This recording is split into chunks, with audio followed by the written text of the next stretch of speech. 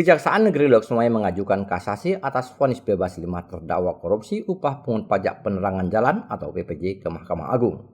Alasannya karena Majelis Hakim Pengadilan Negeri Tipikor Banda Aceh memvonis bebas 5 terdakwa dari segala tuntutan. Kelima terdakwa tersebut adalah Mawardi Yusuf selaku Kepala BPKD Loksmawe periode 2020 sampai dengan 2022. Azwar selaku Kepala BPKD Loksmawe periode 2018 sampai dengan 2020. Muhammad Dahri sebagai sekretaris juga selaku kuasa pengguna anggaran atau KPA. Asriana selaku pejabat penata usaha, keuangan atau PPK, dan Sulaiman bendahara pengeluaran di BPKD Loksmawe. Majelis Hakim yang membebaskan terdakwa dari segala tuntutan hukum diketuai oleh T. Syarafi, R. Dedi, dan Heri Alfian.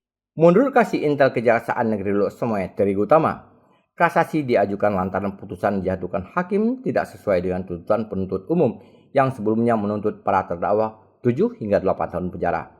Selain itu, upaya hukum kasasi yang memori kasasinya telah dikirim ke Mahkamah Agung pada tanggal 19 Agustus 2024 lalu dilakukan pihak kejaksaan untuk memenuhi rasa keadilan bagi masyarakat. Kalau langkah-langkah hukum yang akan diambil oleh Kejaksaan Negeri Loksmawe, khususnya ini penuntut umum, kita akan melakukan upaya hukum kasasi.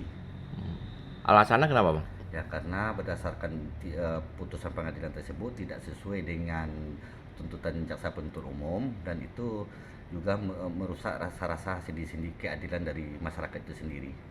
Kemarin itu tuntutannya berapa tahun?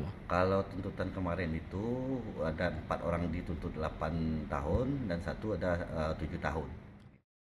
Dari Loksmawe, Dini Muhtadi melaporkan untuk Puja TV Aceh.